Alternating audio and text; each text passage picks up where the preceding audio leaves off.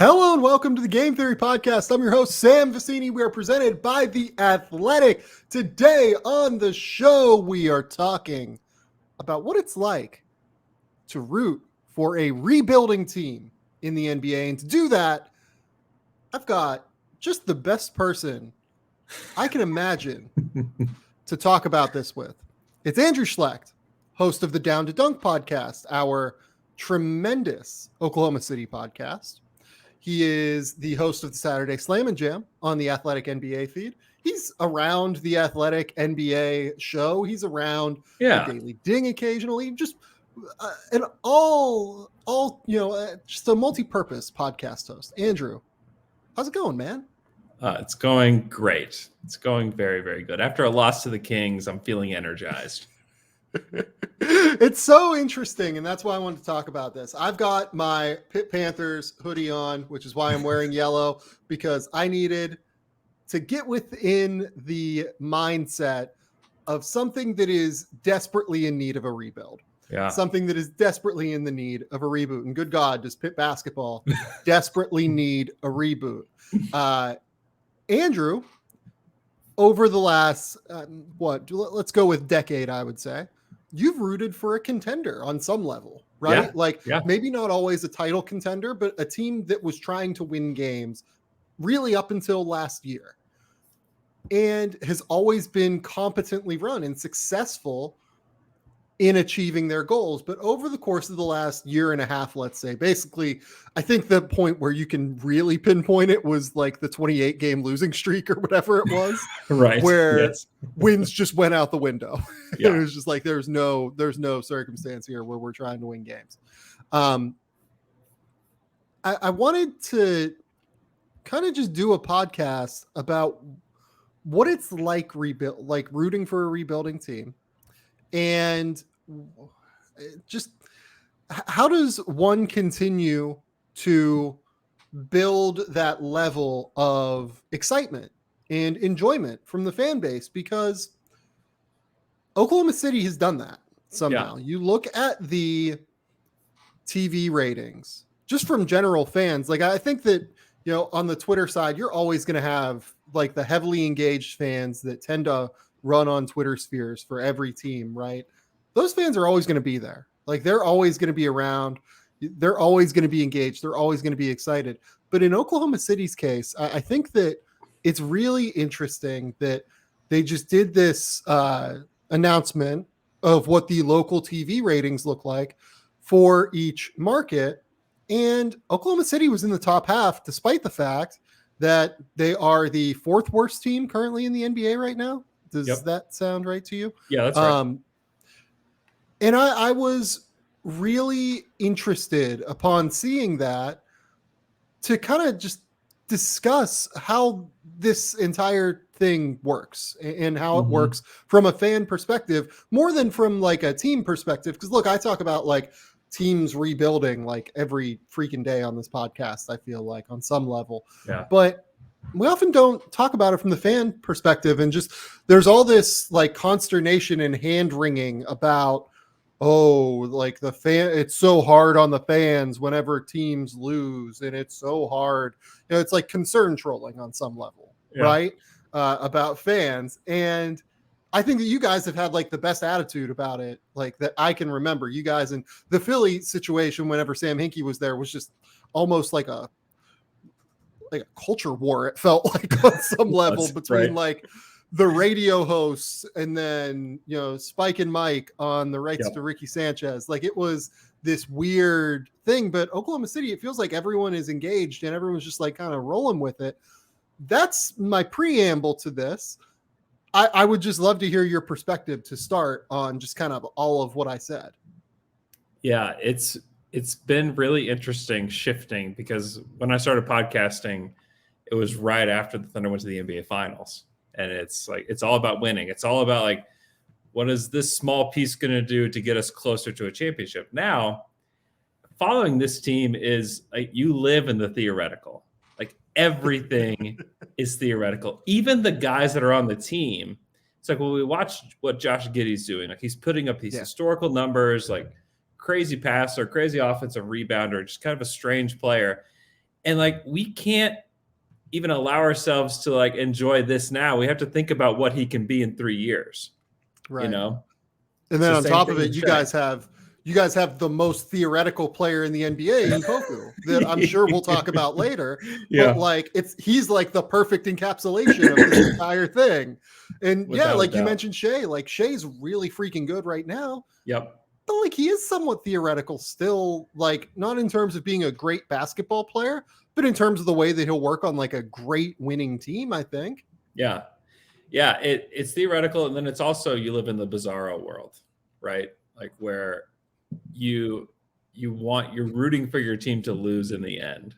Like there's a part of you that died a little bit when earlier in the season when Lou Dort steals the ball from De'Aaron Fox and takes it down and scores the game-winning basket. Like that's exciting, but you're also like, no, you know.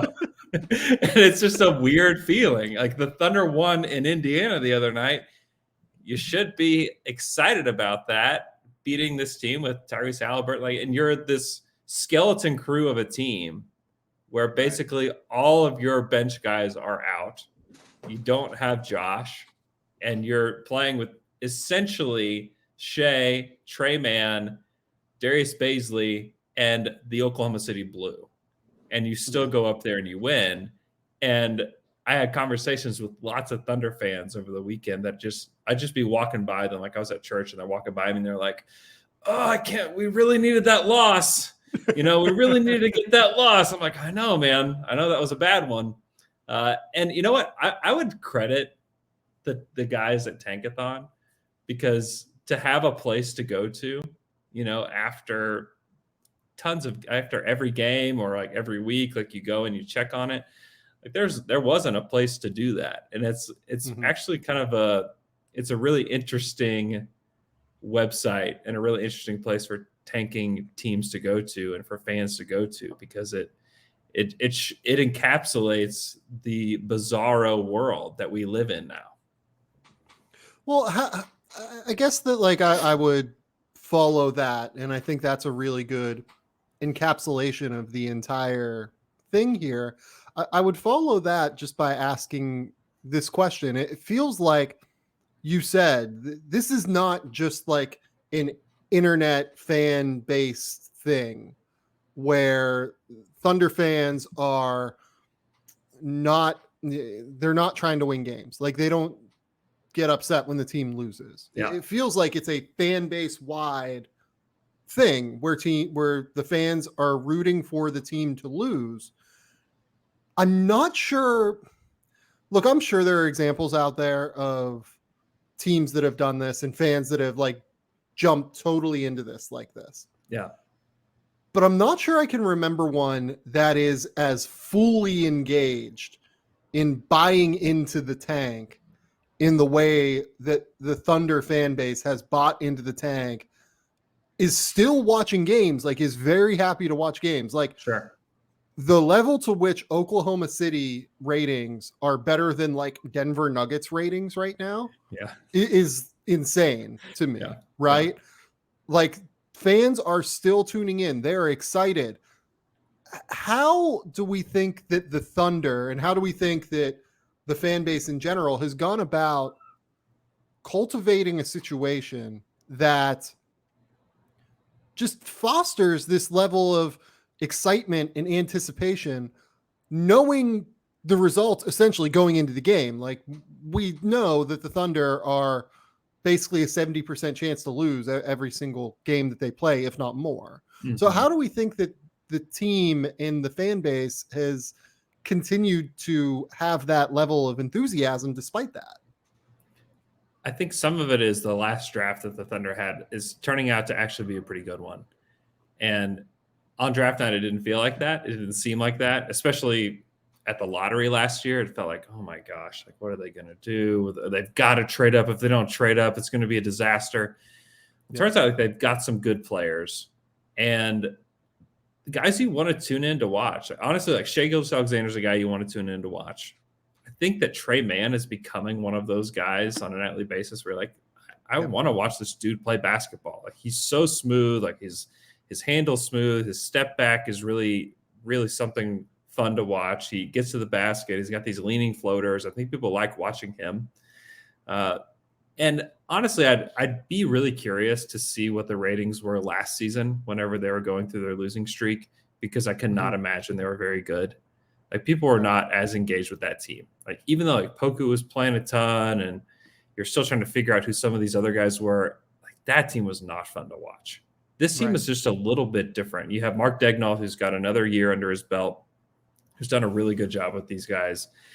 And then the Josh Giddey, Trey Mann duo has brought a lot of light to this team, honestly. And given, I think people feel better about this team in the future because of those two than we did at the beginning of the season, where it's like, well, like really, what is Josh? Like, he's this big passer that we don't really know if he can ever score with basketball.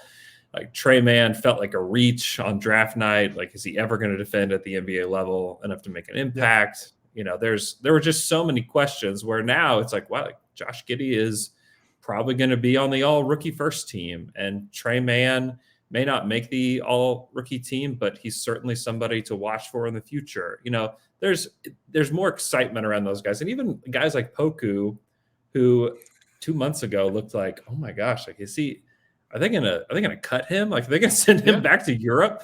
Like, now he's looking more like an NBA player. Even last night, he had some moments where you're like, okay, like, he drove the lane and absorbed contact. He had a block at the rim that looked really nice. He dove on the floor last night for a loose ball, which I don't think I've ever seen Poku do that before. So he had like a finish through contact last night. It was insane. And he is putting in the work, and they have a very specific plan with him that is slow. And we forget how young he is. Like, he is still one of the youngest players in the NBA. And they are taking their time with him. And, you know, every NBA fan base is impatient and ready to move on, you know, from guys if they don't see progress right away. But we're seeing slow incremental progress from Poku that is at least encouraging. How much of this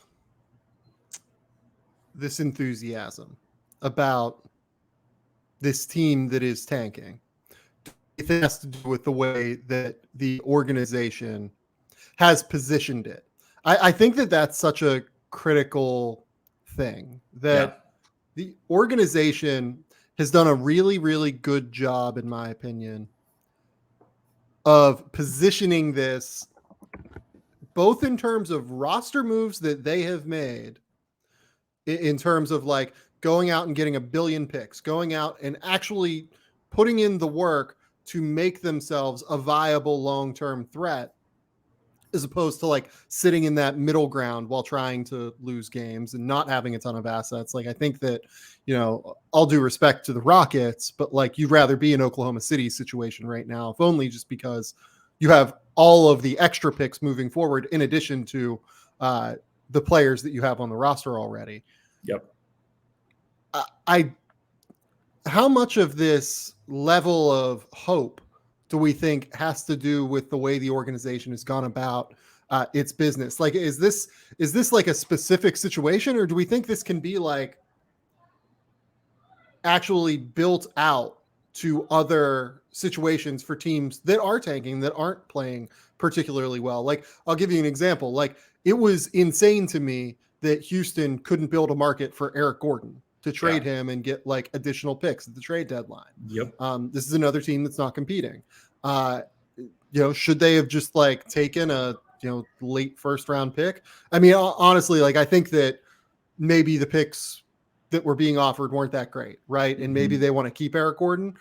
I think if Houston's going to do that, and then like move him at the draft, I think if Houston's going to do that, they need to like sit Eric Gordon and keep him wrapped in bubble wrap before the draft, because he's more valuable to them as a trade asset at this point.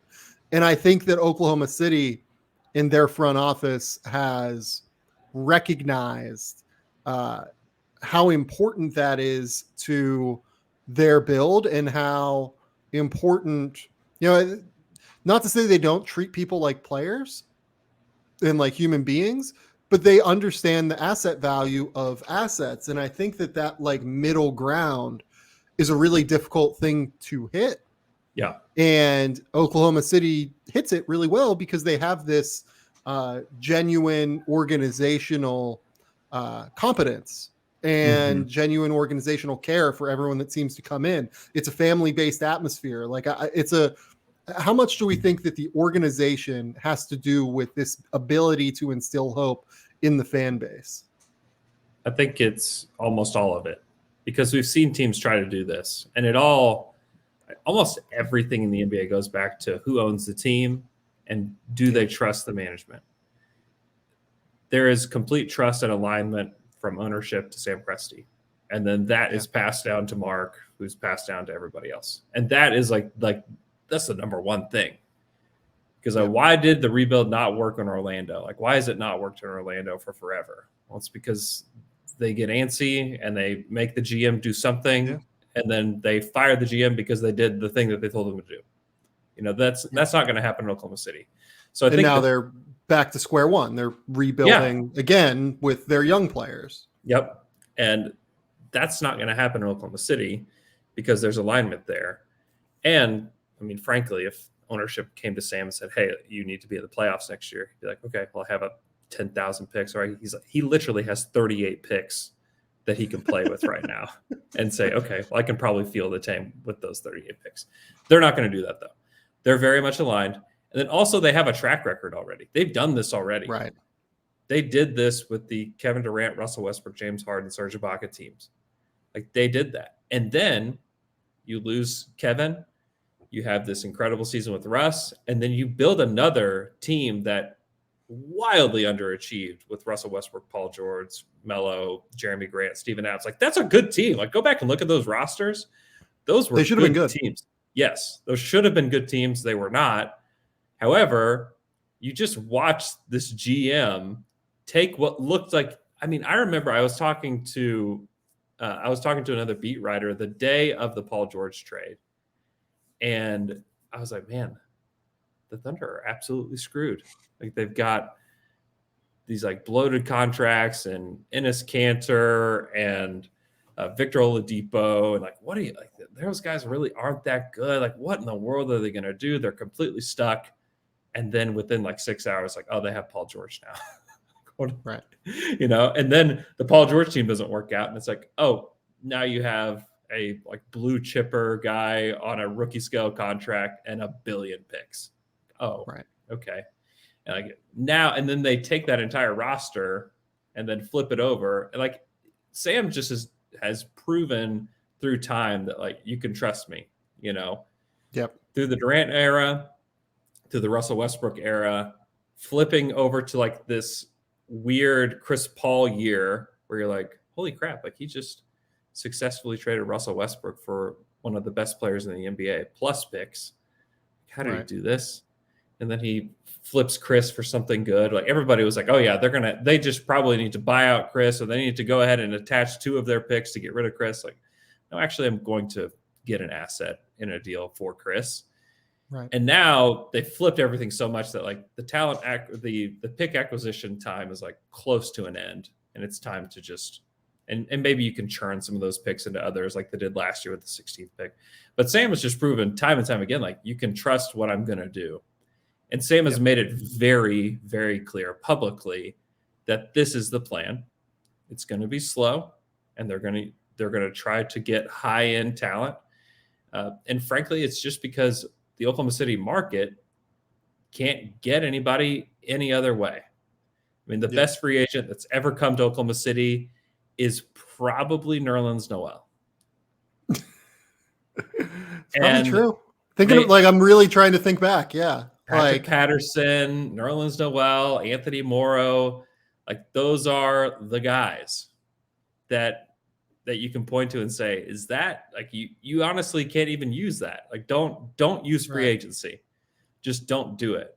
You're going to use the draft, and you're going to use trade. And then with trade, we saw the way that Oklahoma City operated with Paul George, where it was like, I mean, the agreement seemed like behind the scenes it was, hey, please, for the love of God, don't leave. And if you do want to leave, sign here first, and then we'll get you wherever you want to go. Like, please, please, don't leave. And that was, I mean, the Paul George era was just a blip, right? And if you're trading Really for somebody, was. when you're trading for somebody, it's going to be a blip, especially here in Oklahoma City. If you don't win at a high level, there's not incentive to stay here. So you Yeah. need guys on rookie scale deals that you have, controllable contracts if you want to build something that's going to last for longer than 3 years. So I think Thunder fans understand that, and Sam has done a good job of publicly like putting that out there. And I think that fans are just in. Like, we want another long, successful run with a team. And the only way to do that is to draft high and to pick the right guys in the draft. Like, it's really the only way it would ever happen in Oklahoma City. The Sam Presti aspect of this is really interesting on a number of levels, I think, because when asking the question of, is this replicable in other markets, right? Mm-hmm. Is this idea of maintaining fan engagement while continually losing games, while having people excitement, and also still maintaining your ceiling as an organization, just from a basketball ops perspective, it feels like all of those factors and all of those things can be very difficult to align all in one swift motion, right? Without a doubt. And Sam Presti is obviously recognized as one of the best general managers in the NBA for a reason. And he is or president of basketball operations. I believe he's the president of basketball operations. That's right. That's the official title. But Sam Presti is recognized as one of the best NBA executives for a reason. And I guess that where my next question here is there anything that Sam does that other organizations can take away? Like, look, I think that what makes Sam Presti so good is that he's not only really good at, understanding trade value and understanding the marketplace and being able to synthesize a lot of information.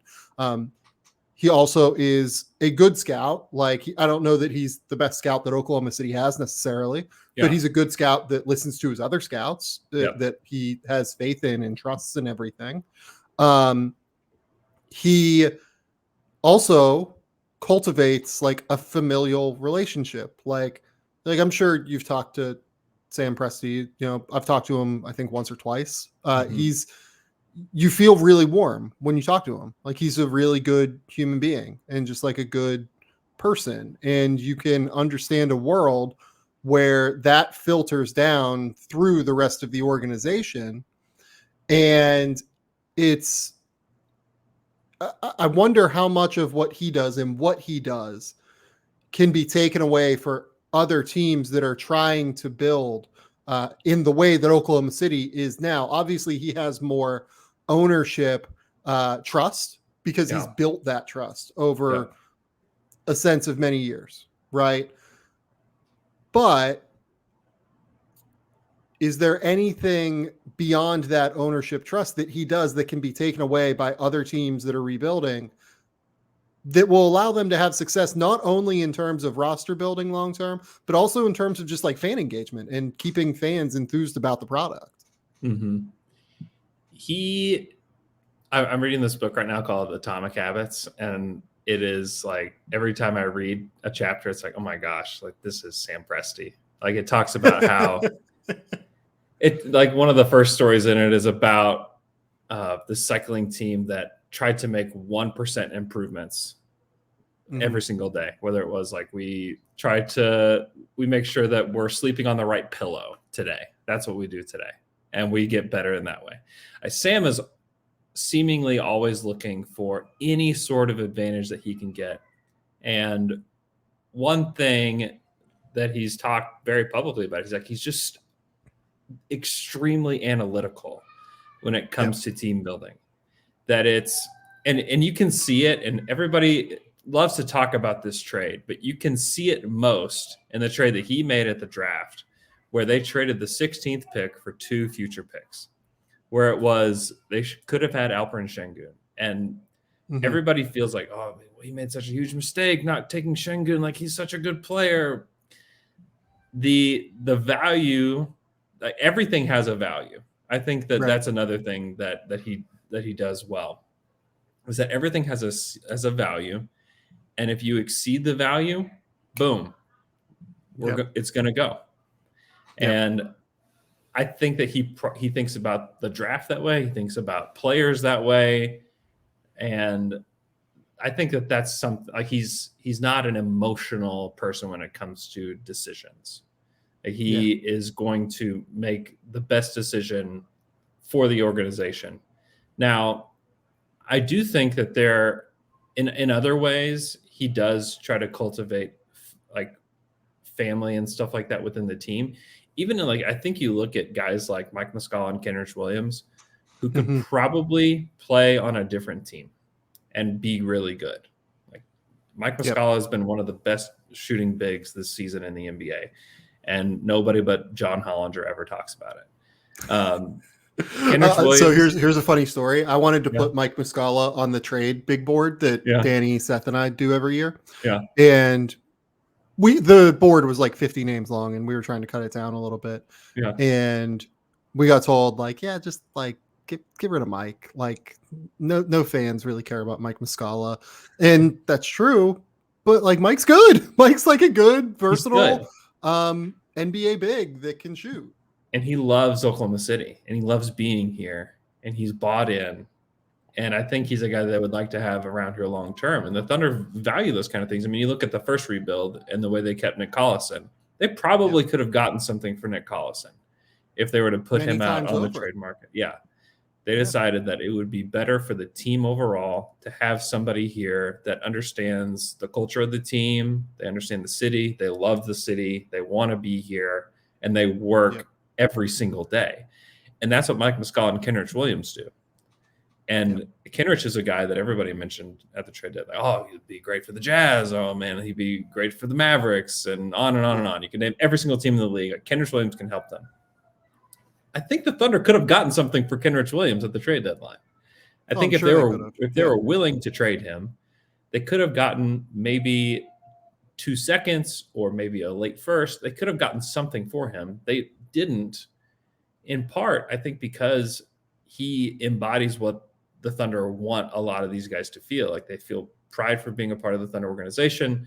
They work really hard, and they set a tone in the locker room. And I do believe Sam and the team overall values those things still. Like, as much as they want draft picks, and they do want draft picks, and they still want more, yes, they value the people too.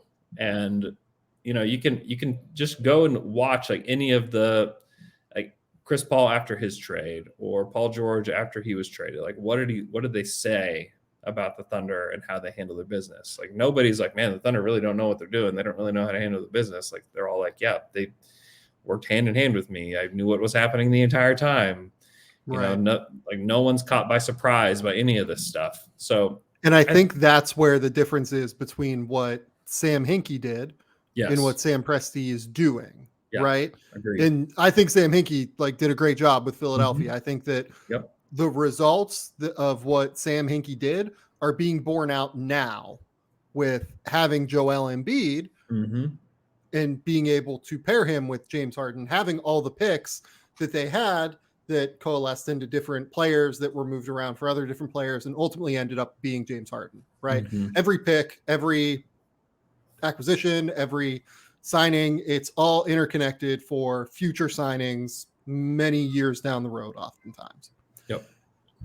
But where I think Sam went wrong with agencies and people, and by the way, like, you talk to people that know Sam Hinkie, they will tell you he's like a great human being. He's like a great person to talk to. I know literally 3 people that have told me, like, some of the best, like, conversations they've had professionally have been with Sam Hinkie. So I don't mean this as a slight at him, but I think that he did everything so secretively and so in the dark that it left people feeling cold about their experience and feeling like they weren't a piece of something that was building towards something as opposed to just being a means to an end. And I think it's a very slight difference, but it's a real difference in the way that the Thunder have acted, in the way that the Sixers acted a long time ago. And I think it's a big piece of why you're able to continue to have that level of fan engagement across the board. And look, Philadelphia is a big fucking city. Oklahoma City is, a different marketplace, right? And I do think that market matters here in a lot of different respects. But I think at the end of the day, like, you just got to be straight up with people. Like, you got to be honest. You got to be genuine with them. Like, say, like, when you're here, your family. What is the is that Olive Garden, if I remember correctly? That's Olive Garden. Sorry, I haven't seen an Olive Garden ad in 18 months living in Australia. But yeah, it's like when you're here, your family. It's like we're at an Olive Garden, but we're gonna make the best move for us. And I think that that's a hard balancing act sometimes for players to understand, but somehow the Thunder have found that perfect little pathway to be able to do this in some respect. Yeah, and something that's really helped is the blue and the fact that they're playing in the same arena. Their practice facilities are just a few miles apart. They can kind of do what the Sixers did, but with two teams. And you get to have the roster flexibility of two teams to try some stuff out and not have to just continually throw guys aside. Like, you can throw guys down to the G League, but you're giving these guys a chance, and it gives the Thunder so much more flexibility. I mean, I wasn't joking whenever I said the Thunder beat Indiana with like 3 guys in the blue. Everybody who played for the Thunder the other night, besides Trey even played for the blue, besides Shea and Baisley, had played for the blue this year. They really utilize the G League to help these guys. And that to me is another big thing, is that the Thunder made that a priority. Like, they had them in Tulsa, which is a 2-hour drive. And for most NBA teams, that is totally cool. Like, that's close enough. No worries. We'll just send them up the turnpike and they're in Tulsa in 2 hours. Like, the Thunder were like, that is not good enough. We need them here. And they played in an arena that was across the street. Now that arena isn't there anymore. They're like, just play here. Play where we play, and we'll work the schedule. To me, that's another thing that Sam and his team have done that has been wildly important to what they want to do, because they can send Poku down there for 2 weeks and it's not a big deal. And they can still have like a really keen eye on him. They can send Trey keep him around the team too. Like, that's the thing. Like, call him back up. They did that. They've done that. They have games at noon. They'll call him up and he'll be sitting on the bench with the team. He may not play, but he'll be sitting on the bench with the guys that night. Well, the bigger thing with Poku too is that a lot of G League teams don't have like incredible like weight training facilities, right? Yeah. And they don't have like NBA level amenities, right? It's not to say that like the G League is improving. Don't get me wrong. Like, in terms of the amount of money that's being filtered down from NBA teams to them in order to help facilitate the development of those young players. But it's different, like literally having the NBA organization right there. Oh, like, you are right there. Yeah. Able to take advantage of the amenities that the NBA team has, so that when you send guys down, you feel like they're not losing valuable developmental time, watching tape with the NBA coaching staff, because you can call them up and just be like, hey, you're in this film session. Let's go. You can call them up and just be like, hey, you're in the weight room. Let's do this thing. You just played for the blue. You were down there for 3 hours. You're back up. Let's do this. And the blue amenities are not bad. I've been in their facilities a few times. Like, they have a chef on staff. They've got a really nice weight room. The court is really nice. They've got offices it's a nice facility. It actually used to be an old roller rink called the Rock and Roller Rink, but they converted it. Look at this inside info. I love it. Facility. Let's do it. The Rock and Roller Rink. Have you done a down to dunk event at the Rock and Roller Rink, Schlecht? Oh, yeah, this is too much information, but me and my friend Alex Spears, who does the Slam Jam pod and Down to Dunk with me, we used to play music together, and we played many concerts at the Rock and Roller Rink back in the day. That's beautiful. That's a dream. Unbelievable. I love it so much. Oh yes. to shift gears from that beautiful moment there, because I'm on the Slam and Jam after, and you better believe that Yes. we're bringing that up with Spears. The thing that I think can often be the biggest struggle with tanking teams is the coaching staff, because coaches don't want to lose. They're judged by wins and losses for future jobs, right? Yep. Like Mark Daignault is going to be like, if he was to get fired tomorrow, at the end of the day, his win-loss record is going to be a fucking disaster, despite the fact that I actually think he's a really good coach. Mm-hmm. Like, you watch Thunder games, they are interconnected. They are smart. They communicate really, really well. I think that he's very clearly a good basketball coach. And by the way, like, you talk to people around basketball, both on the college level when he was at Florida and on the NBA level since he was with the Blue and now with Oklahoma City, they'll tell you he's a really, really good coach. Like, he was one of the guys, like when he was at Florida, that would consistently get brought up as one of the best assistants in college basketball. And that was, God, how long ago was that? Like 7 years ago, something like that. Maybe 9 years ago. Like, I think it was 8 or 9 years ago. Yeah. So has had this reputation for a while, but you watch it bear itself out on the court. There are a lot of guys that have that reputation from other coaches, and it just doesn't result in it hasn't resulted in wins yet for Daignault for sure, but that's due to talent level. But like, you watch them on the court, it's very clear that he is doing the right things and is preparing the team in the best possible way that he can in order for them to have the level of success that they can, both developmentally and in terms of the wins that they can get at the very least. Right. Yeah. Oftentimes with coaches, with coaches, I feel like it's hard to get that buy-in a lot of the time when you're in a tanking situation. Like, some guys just won't take the job. And it's hard sometimes to get good coaches in there. How much of this is replicable, I guess, across other markets? Like finding your Mark Daignault, who, look, at some point he is going to be judged based on wins and losses, and we'll see how that goes. Based off of what I've seen, I think he's probably going to be pretty successful, but we don't know that yet for sure. So I just raised my question, like, how do you go about evaluating the right coach? How do you find the right coach for this situation? Yeah. Mark is he's so unique in so many ways that it is hard to replicate, because he was the Blue coach for a long time. And he's a guy that got to, as much as like the Thunder get to look at guys right now that are playing for the Blue, they got to watch Mark in action for a long time and saw how he developed guys. They saw how he worked one-on-one with guys. They saw how they worked as a group, and they really like him. And he's also a guy who, you look at his journey to the NBA, this dude's not getting an NBA job from anybody else. You know what I mean? Like, Probably not. Yeah. He was going to be a college professor. Like, that's what his job track was going to be. In like an alternate universe, he's just a professor at some university on the East Coast. Like, that's what he is.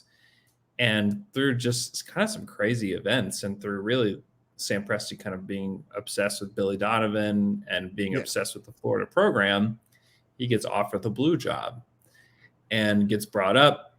And he and Sam are alike in a lot of ways, in that they both think the same way. They think like in incremental progress. They think big picture really well.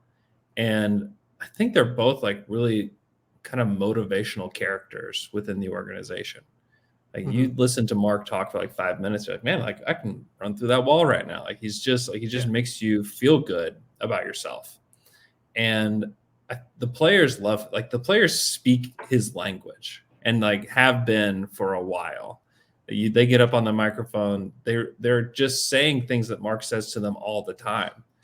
And it's just kind of funny to listen to these young guys who some of them aren't media trained. They don't know really what to say or what to do. And they just kind of fall back on the things that they hear Mark saying, which I think is pretty cool. Well, it's funny. Like Josh Giddey's like a really, really smart human being. Very smart. But like doesn't have like media training traditionally, right? Yeah. Like I've seen like some of his clips and it's just like clearly like, oh yeah, this is just like coach speak and it's great. But like Yeah. sometimes his personality comes out. Like it's really fun to watch Josh Giddey in front of the microphone because like he does not look comfortable, but it's also like a really smart person who isn't comfortable. So yes. Yeah. Well, and I think one of the guys I look at with regards to like how good of a job that Mark has done is Trey Mann, who like I was not hand up. I was not a Trey Mann fan. Pre-draft. He didn't defend anybody and didn't get his athleticism into games like he could have. And there were just a lot of question marks with him coming in. And the way that Mark used him and managed his minutes and still continues to manage his minutes is just really interesting because there will be games afterwards where it's like Trey plays 10 minutes and it's all in the first half. And he was like, yeah, he made that defensive mistake and I pulled him. And he didn't, and because of that, he didn't get to play the rest of the game, And with a lot of players, you think like, oh my gosh, like what a jerk. Like that's not going to be good for their relationship. And you look at just watching those two on the sidelines, like Trey came up from behind Mark last night and just put his arm around him at a timeout. And they're just like chatting, like they have a good rapport. And so Mark is, I think he understands what he needs out of his guys and how they're going to be successful and communicates that to him. Like he is communicated. He said that one of the only video sessions where he showed Trey video that wasn't of the Thunder. And he was like, I'm not going to tell you who the other team was, but he said, I used another team. He's like, it was somebody just getting cooked on defense over and over and over again, where it was a lead guard basically calling for the switch for a particular player, like 4 possessions in a row. And he said, like, Trey, this could be you. Like that could be your career. And Trey has really taken to Mark. And Trey has really wanted to do what Mark says and is becoming a successful player so far this season because of that. I mean, at the beginning of the season, Trey couldn't get separation from players. He was getting his shot blocked. Defensively, he was a mess. He wasn't ready to play in the NBA. Like he was a G League player.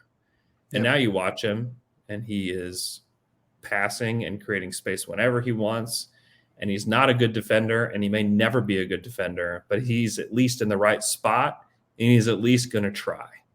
And those two things were going to possibly dictate his career because you have to at least be in the right spot. And you have to at least, like, if the ball's out there, like grab it. Those are the things that Mark wants him to do. And so, and how replicable it is with a Mark Daigneault. I think if teams are willing to take the time, like Sam is, and use your G League team to not only develop players but develop coaching talent, like sure, you could do it, but in just like a vacuum, like you're talking about like plucking an assistant coach off of a college roster. It's like that doesn't happen, and like make him your NBA coach, like that just doesn't happen. So I think it's more difficult. I think that's why you see guys like Chauncey Billups getting jobs. It's like, oh, I know that guy. He played in the NBA. He should know what to do. Like Mark Daigneault he's just the most unlikely NBA coach in the NBA right now. Yeah, I think that's a really good way to put it. The last thing before we talk about the Thunder for 10 minutes and just their organizational direction, I want to come up with a to-do list for how to maintain fan base engagement with a tanking, losing team. Okay. So I think that the first thing here is directly communicate with the fans, right? Agreed. Communicate with them, be open, be transparent, be honest, say, this is the direction we're going in. Yep. This is what we need to do. This is how we're going to do it. And I think it's very difficult to have that conversation with fans oftentimes. And I think that at the end of the day, though, that honesty is really important. Is there any corollary that you would throw to that? No, I mean, communicating what a potential timeline could look like too, I think is important as well. Like understanding that because I think Thunder fans even get confused at times where they're like, well, okay, well, if we draft Chet Holmgren, like then we're ready to go, and it's like actually no, like Probably not. No. Not ready yet. It'll probably be, and the timeline that I've continually put it on is like summer 2023 is likely the time where maybe they'll start spending draft picks for players that help today. I would be floored if it was before then. Yeah. Number 2, when you're making this transition, when you decide to make this transition, I think you basically have to go all in. Yeah. You can't do half measures here. Like you can't decide, okay, we're going to move. If we have 2 stars, we're going to move 1 star and not move a second star, right? Mm-hmm. Like we're not going to keep, in the case of the Thunder, right? We're not going to move Paul George and then keep Russell Westbrook, right?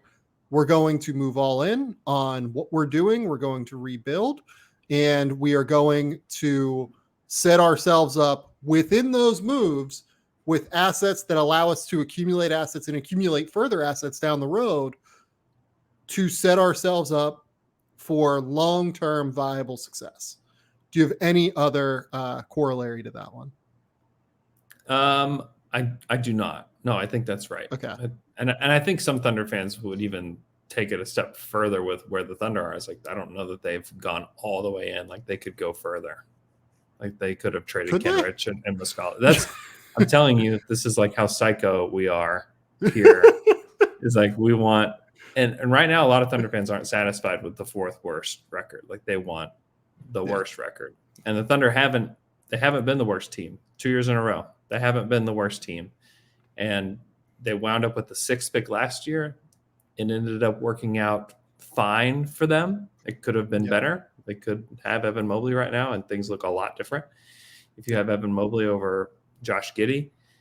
So I do think that there is a sense of, are they not bad enough?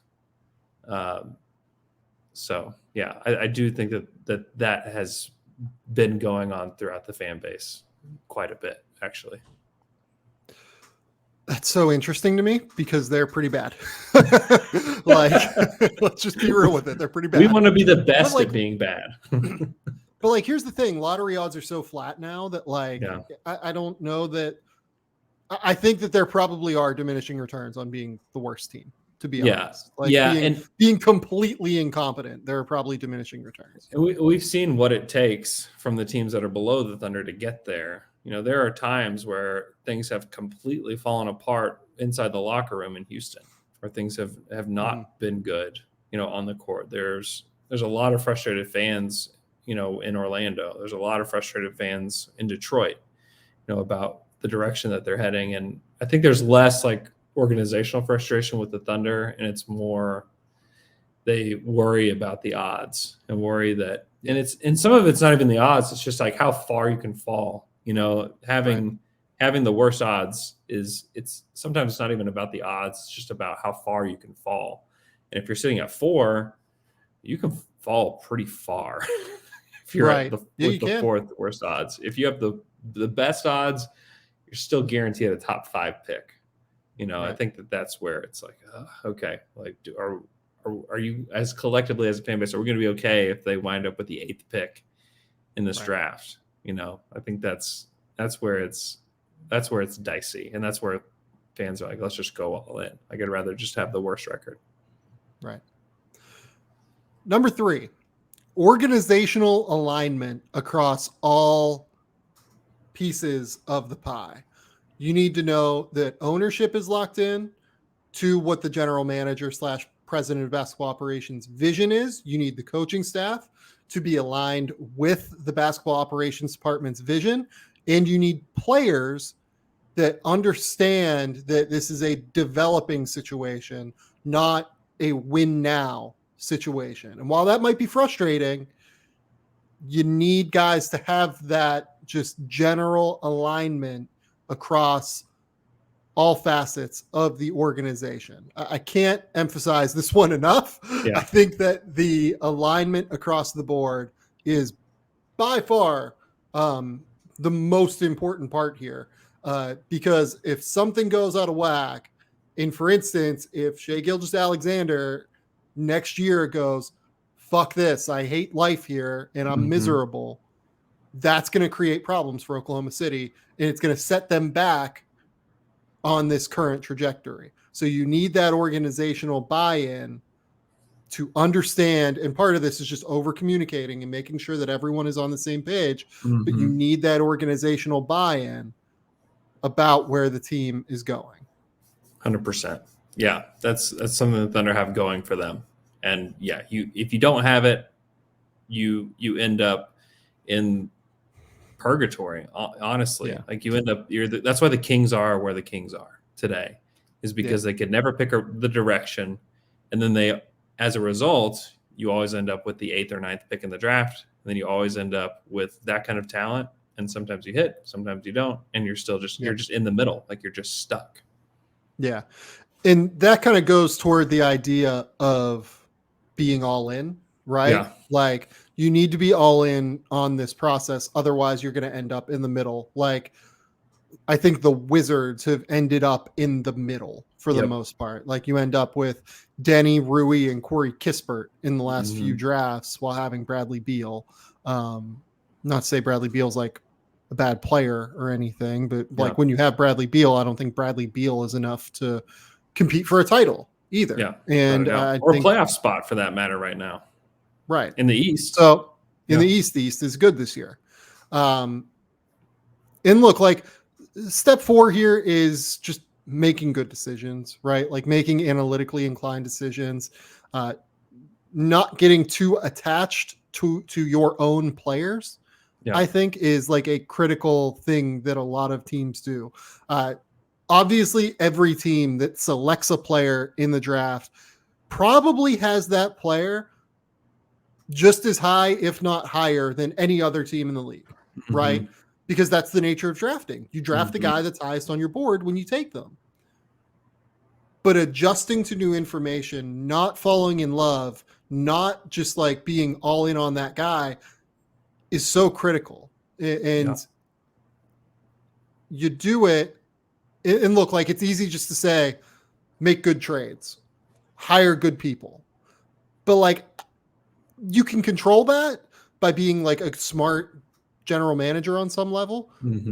But like a lot of that's uncontrollable. So like I don't want to like make that a piece of this, right? Like that's not a smart, like that's not like good analysis. Just like make good trades. Like I think it's having accountability within the organization that you're going to make the right choice regardless of what pops up. And I think that they've done a good job of that, where it's like, hey, we have this threshold for this pick or for this player or for this whatever. Like as an organization, we're going to make the decision together to do this, regardless of how we feel about this or that. Right. And step number 5 here, and this is one that you this is probably the first one that you decide after you decide to go all in on this step, is you identify a culture for the organization.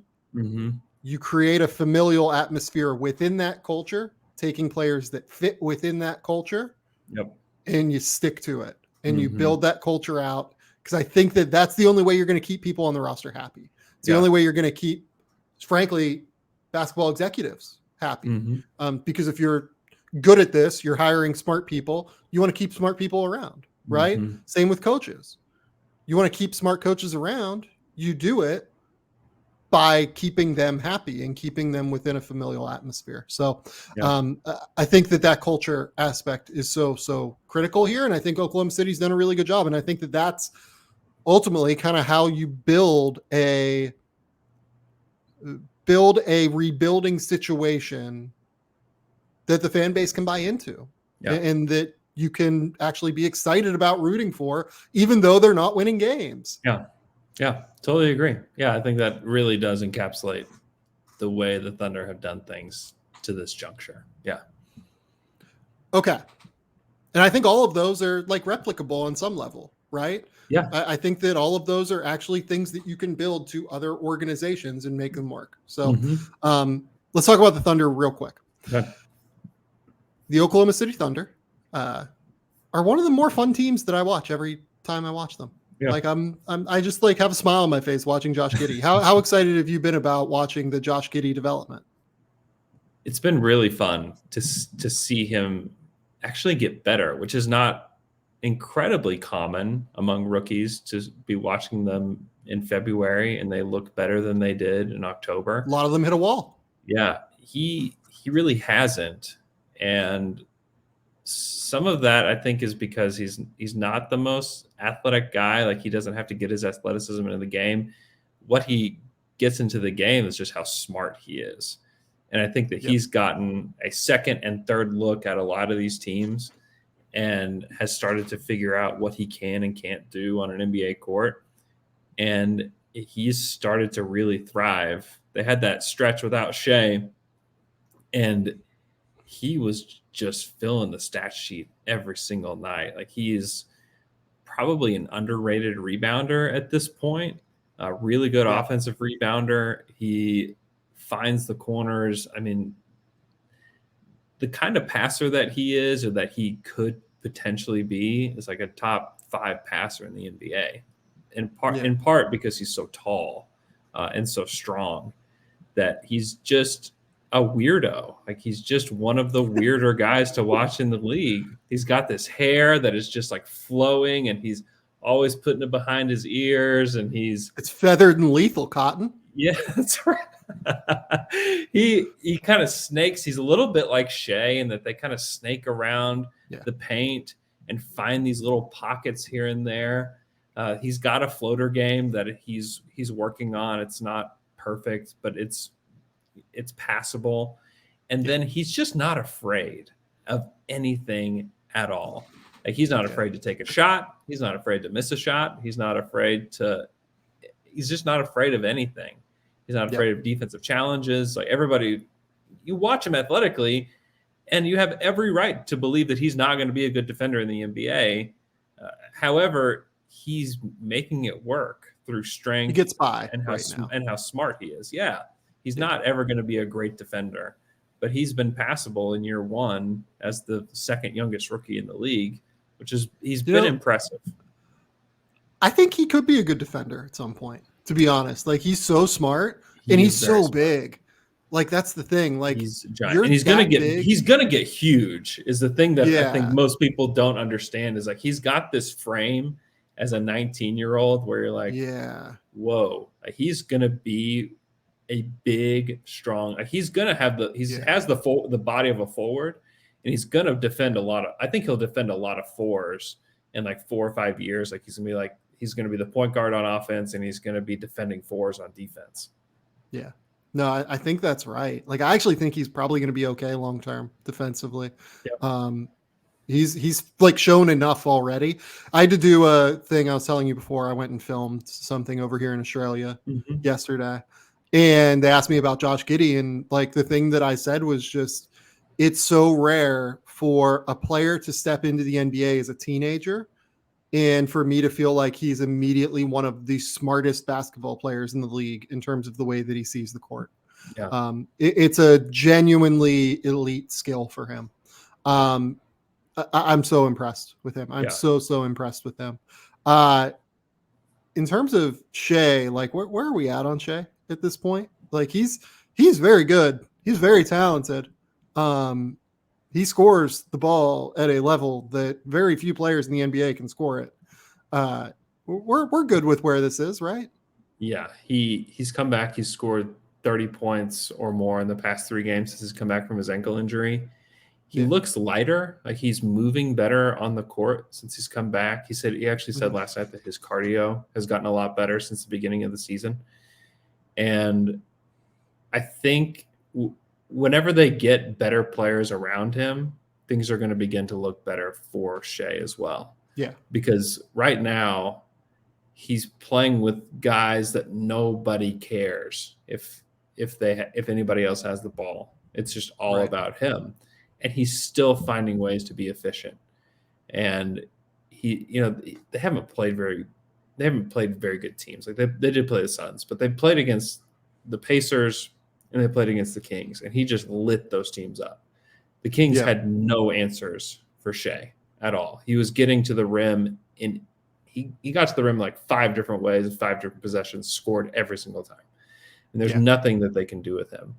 And if he continues to hone those things, if they can get an elite play finisher next to him, then I think that we're going to see definitely an all-star level player. I don't know what like a top 20 player, top 25 player in the league is probably where his ceiling is. But he's a really good player. He's bought in to what Sam wants to do. And I'm excited for the future with Shea because I do think that he can be an elite type of player in this league. It's so funny. I'm even higher than that. Like I'm higher on Josh's defense than you, and I'm higher on Shea than you are too. Let's go. I like hearing that because I watch these guys up close all the time. Yeah. I think Shea can be like a top 15, like borderline top 10 player. If the defense ever comes, he's not a good defender right now. Like that's the thing. Like people sometimes will look at him and say like, oh yeah, he's 6'6". He like defends guards. He's a good defender. No, he's not very good on that end right now. But if that comes and you add in like 28 points a game, like that's a fucking great player. Like that's I'll be honest, I think his ceiling is higher than Donovan Mitchell's. I still do. Okay. I understand that's a take. I understand that is something that like not everyone will agree with. Yeah. But just watching him play, the way that he understands space, the way that he's developed as a shooter off of pull-ups, he's still not as good of a shooter as Donovan is off of pull-ups because I think that Donovan gets into his pull-up a little bit better than what Shea does right now. But Shea gets to the basket a much higher level. He's a much better finisher than Donovan. Yep. I think the frame gives him more defensive upside if he ever figures that side of the floor out than what Donovan has. Look, and like some of this is like foolhardy, like comparing guys to one another, right? Sure. I think Donovan's elite. Like I think Donovan is a worthy all-star right now, and I think Donovan's a better player than Shea is right now. But given how much more room for growth there is with Shea as a pull-up shooter still, I don't know, man. Like I think that there is a lot of upside with Shea still. Like if you told me he leads the league in scoring at one point, like I think that is like a 1 percentile outcome, like top of the top, like unlikely to happen. But like if I was making a list of guys that I think could do that at one point, Donovan would be on that list too. But I think Shea would be on that list for sure. Yeah, Shea, and the thing about Shea is that he's not overpowering anybody with anything but his pace. Like his pace is the thing that is elite about him because people have a hard time figuring out where he's going to go, what he's going to do, because he can slow down. He's a lot like James Harden, honestly. Like you watch him and James, like they're quite similar in the way that they use pace and get into the lane. And he's starting to hit the level that he needs to hit to become a star, and that's drawing fouls. He was at the free throw line a ton last night. If he can continue to get 9, 10, 11 free throws per game, then he can get there. And if he can I think this next draft is really important for the Thunder because if they can get one more guy that matters, then I think that will unlock some stuff with Shea and with Josh, that they can both start to function a little bit more in a real NBA team rather than just like this theoretical team with guys that are good one night and G League the next night. Right. Look at you, professional podcaster. Unbelievable.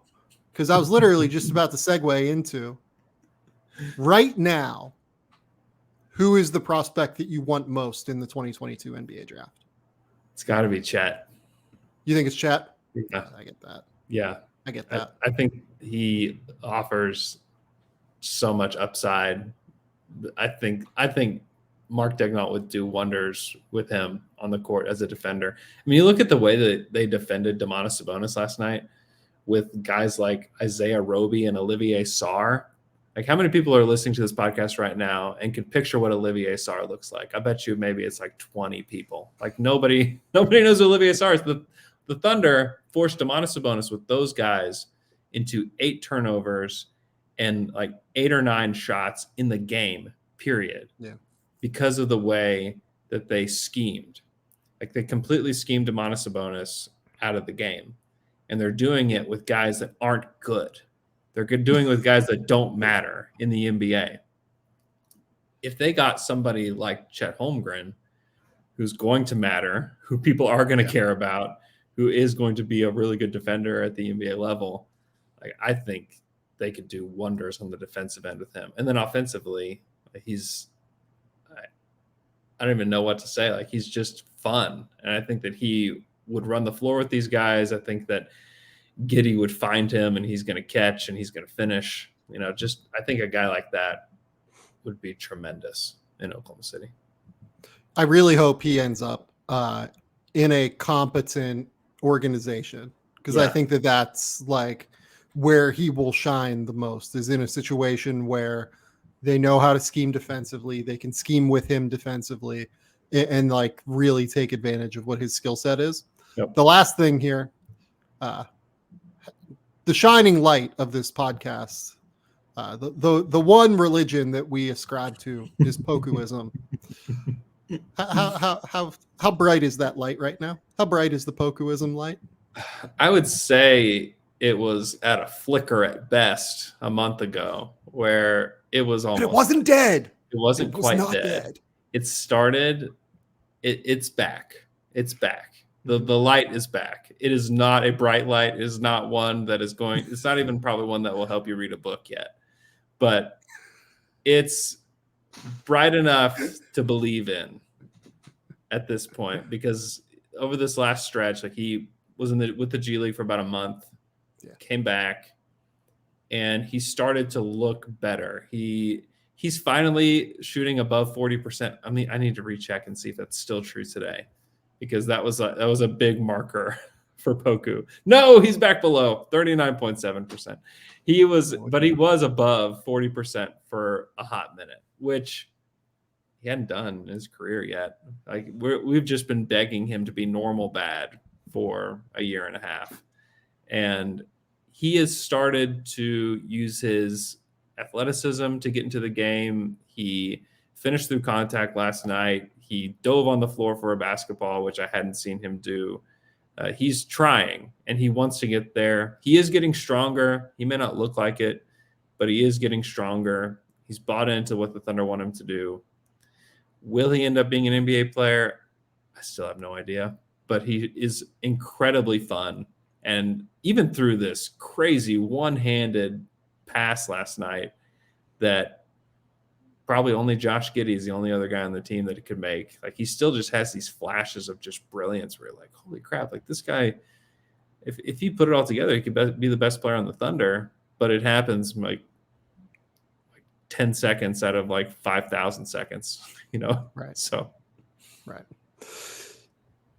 I'm all in. No, I'm not all in. But like, I'm intrigued by Poku enough. Yeah. Like, look, like I think they should play him out like through all 4 years of his rookie scale deal. Yeah. Like, I don't think they should decline the option by any stretch. I'd be surprised. Yeah. Yeah, I would too, given the way that I think they went into that.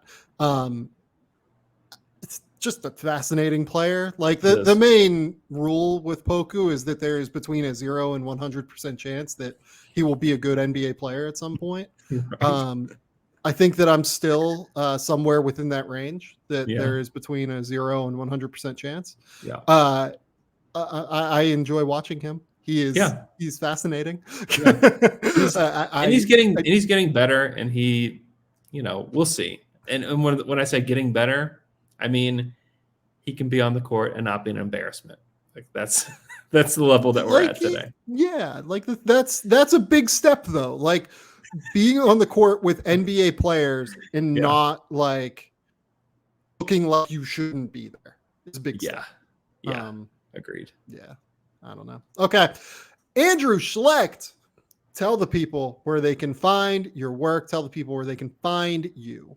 Yeah, you can find me on Twitter at Andrew K. Schlecht. You can listen to my Thunder podcast. It's called Down to Dunk. And then listen to the Athletic NBA show, where you can find me in various days. Definitely Saturday, definitely Wednesday night, and then scattered throughout. Schlecht is the best, guys. Go follow all of his work and those various podcasts. Go subscribe to the Game Theory YouTube channel. You can find that at Game Theory Podcast with Sam Vicini. Go subscribe to this podcast.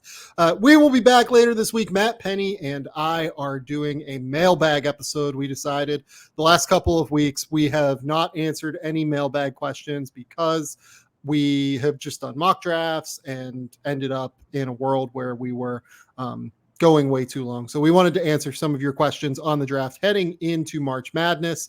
So that's our plan. If you want to send in questions, please send in questions now. I will put out a Twitter note as well on that probably tomorrow on my end. But until next time, we will talk soon. Bye.